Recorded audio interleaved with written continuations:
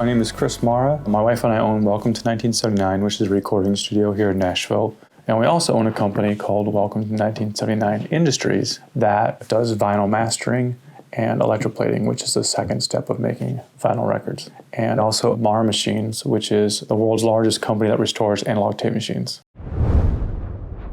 When I moved to Nashville in 1995, ribbon mics weren't really popular. You didn't see them on recording sessions. It was small diaphragm condensers on overheads. It was some large diaphragm condensers. The studio that I interned at and led to work at the studio had an RCA 44. And we would use it once in a while. And I was just fascinated with the size of it. And of course I had seen it in photos and all that kind of stuff. So it had been on my radar, and I was happy that they became more cherished and used a lot in sessions. I'm a big mono overhead fan on the sessions I do, and if the music is real dense and I'm going to have guitars panned around, I'll use a mono overhead. I'll use them as a stereo pair of overheads just so if I can do mono, I can just slide one over to the middle. Vocals a lot. We do a lot of film with the sessions here, and these are just such a stunning looking microphone, and more on that later. And room mics, electric guitar amps in the room, yeah. I kind of don't really apply my technical brain a lot to this stuff. I just like to use it, as weird as that may sound, but people like comment all the time. I'm sure we'll get a comment now that I shouldn't have these sitting like this, and this is how I store them. And they work fine. And it's like, these sound great. This is how I've stored them always, whatever. And I don't really cherish these. I put them in front of anything because if I were to blow a ribbon, and I never have, it's not that hard to replace it and it will sound great. I think people misinterpret the ribbon as a diaphragm of a large diaphragm condenser. If you switch out the capsule, I meant to say capsule, if you switch out the capsule, your mic changes. If you switch this out, it'll sound better, not worse. And I think they actually just have a shelf life, the ribbons themselves. It was, and correct me if I'm wrong, but they would just change them every so often anyway. 48 volts, like phantom power, they don't hurt ribbon mics. I mean, to prove it, our console, an MCI 400 was manufactured with global phantom power. Same with the Trident 80, global phantom power. That means there was no phantom switch on the channel, and you use ribbon mics all the time. So we just put individual phantom power on the channels because so many engineers that would come here were worried about plugging the ribbon mics in. And I'm like, I have mine plugged in, but I understand they're, you know, so yeah, a lot of myths around it. It's like, put them to work. They're a hammer, you know.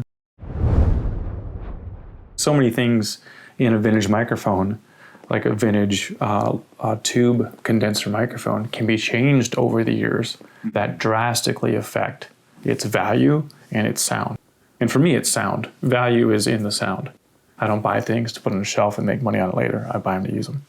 Ribbon mics, I've learned, there's only a couple parts. There's two magnets and a ribbon and a grill. And I buy the ones on eBay that are beat up, because who cares? And I think artists like singing into something that has this character, you know what I mean? And I can buy this on eBay knowing that if it doesn't work, it's only one thing, which is the ribbon, which is what, $300, $400 to put a ribbon in, maybe?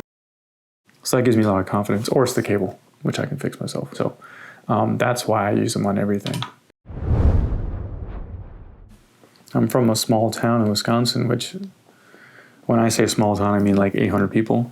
My friends in high school started a rock band, and I was really into that. So I started doing the lights for them at shows and then some sound, and then decided that's what I wanted to do. And I went to find a school to teach me live sound, but there wasn't one. There was a recording school, so I went to there.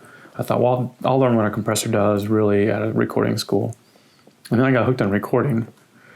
And my roommate was moved to Nashville, and I moved to Nashville and got an internship. And that just kind of led me down the journey of becoming a recording engineer that used different studios.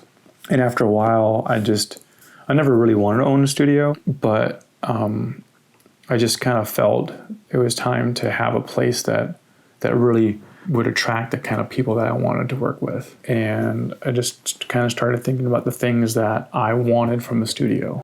Large control room, lots of space, lots of different rooms. I could do drums in different places, get unique sounds. And I came across this building, which is really set up for that. It wasn't a studio, but it kind of had everything I needed.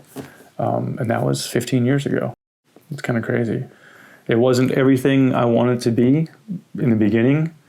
And we work with bands, work with artists, save money, buy stuff. And now it's a dream. The hardest part about that kind of a journey is if somebody was here 10 years ago, it's not the same studio now. It's better. So I encourage people to come back. It's like, oh, I was there 8 or 9 years ago. It's like, oh, you got to come back. Because now we've got the things that you know what I mean? Versus a lot of studios, I think, that open up and build out everything proper, then they fade, right? It's not as good as it was because they can't afford to maintain it. We get to grow. And the artists that recorded here 8 years ago helped fund the new piece of equipment, the new mic lines to that room that we wanted to use and all that. Now there's 100 places to plug microphones in. There's headphone boxes everywhere. It's just so quick to be creative. I really appreciate you taking the time. It was a thrill. You're welcome. This was so much fun.